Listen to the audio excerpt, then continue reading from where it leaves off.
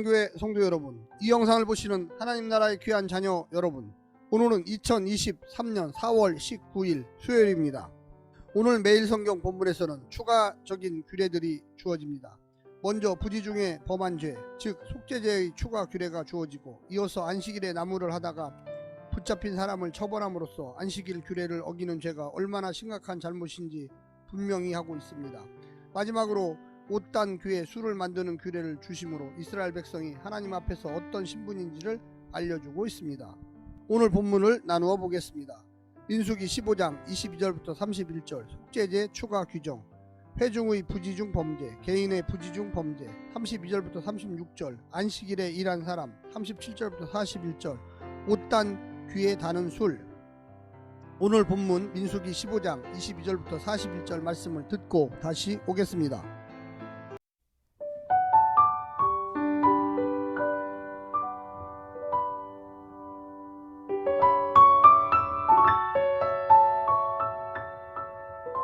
너희가 그릇 범죄하여 여호와가 모세에게 말씀하신 이 모든 명령을 지키지 못하되 곧 여호와께서 모세를 통하여 너희에게 명령한 모든 것을 여호와께서 명령한 날 이후부터 너희 대대에 지키지 못하여 회중이 부지 중에 범죄하였거든 온 회중은 숫송아지 한 마리를 여호와께 향기로운 화제로 드리고 규례대로 소제와 번제를 드리고 숫염소 한 마리를 속죄제로 드릴 것이라.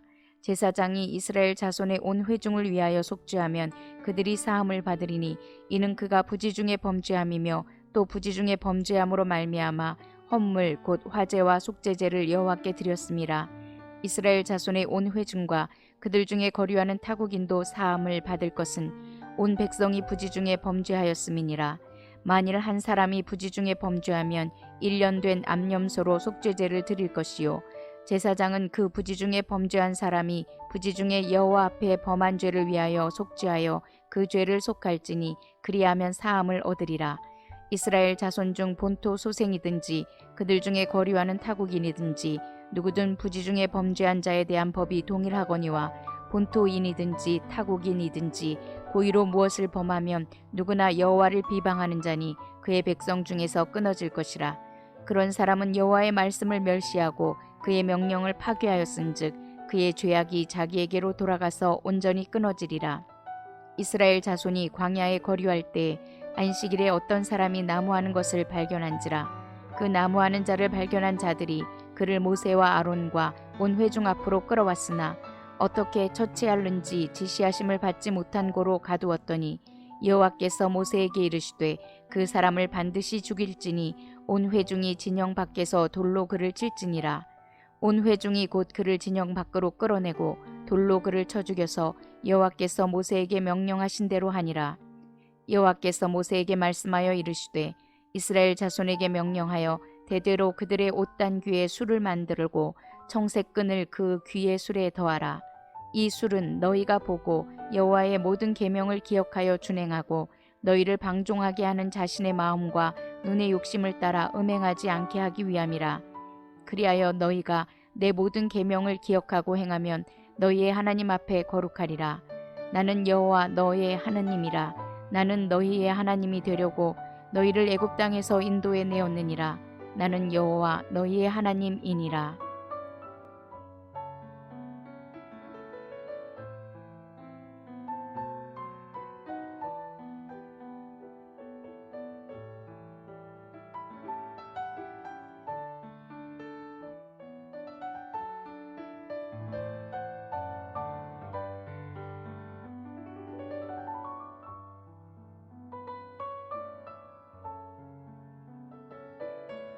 고대 근동에서 옷단에 술을 다는 행위는 그 신분이 귀족 계급에 속함을 의미합니다.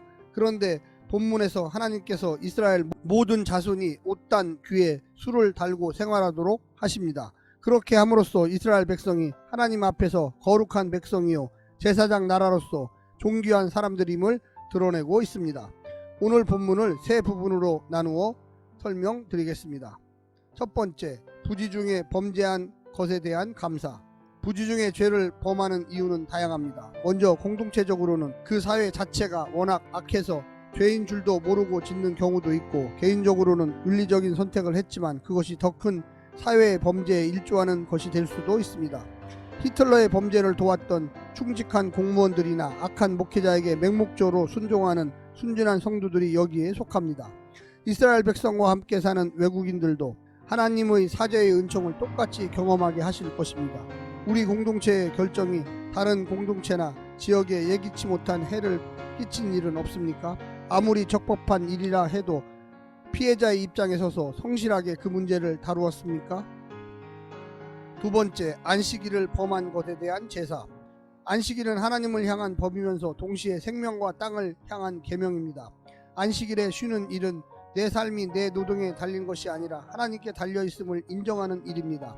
노동과 시간을 거세함으로써 하나님을 인정하고 또 마땅히 쉬어야 할 대상으로서 이웃이나 가축이나 땅의 권리도 인정하는 것입니다. 다시 말해 금식이 음식을 굽는 날이라면 안식일은 일을 굽는 날입니다. 하나님은 먹는 것과 일하는 것을 중단하게 하심으로써 오직 생명의 원천은 하나님뿐이심을 고백하게 한 것입니다. 따라서 안식일을 범했다고 죽임을 당하는 것이 너무 가혹하다 여기겠지만 그것은 안 쉰다고 죽는 것이 아니라 하나님의 생명 주권을 인정하지 않고 자신이 자기 인생을 스스로 다 건사할 수 있다는 불신앙이며 하나님을 없는 존재 취급하는 것이기에 엄히 다스린 것입니다. 마지막 세 번째는 여호와의 명령을 기억하고 준행하기 위한 조치. 외투, 옷단 귀의 술을 만들고 청색끈을 그 술에 더하라고 하십니다. 외투를 입을 때마다 그 술을 보면서 여호와의 모든 명령을 기억하고 준행하라고 하십니다. 몸을 보호하고 외모를 단정하기 위해 외투를 입듯 내면을 단정하고 심령을 보호하기 위해 말씀을 준행해야 합니다. 이스라엘은 술과 청색끈이 달린 차별화된 옷을 입었듯이 거룩하신 하나님의 백성들은 하나님 앞에서 거룩해져야만 할 것입니다. 하나님은 그 술을 볼 때마다 계명을 기억하고 방종하게 하는 마음, 눈의 욕심, 음행하는 삶을 멀리하도록 상징물로 쓰게 하신 것입니다. 사랑하는 성도 여러분, 우리가 부지 중에 지은 죄가 어떤 것인지를 생각해 보면서 늘 겸손한 자세로 하나님의 명령을 지키며 그 명령의 의미가 무엇인지를 깨달아 알기를 원합니다. 오늘 하루도 승리하십시오. 샬롬.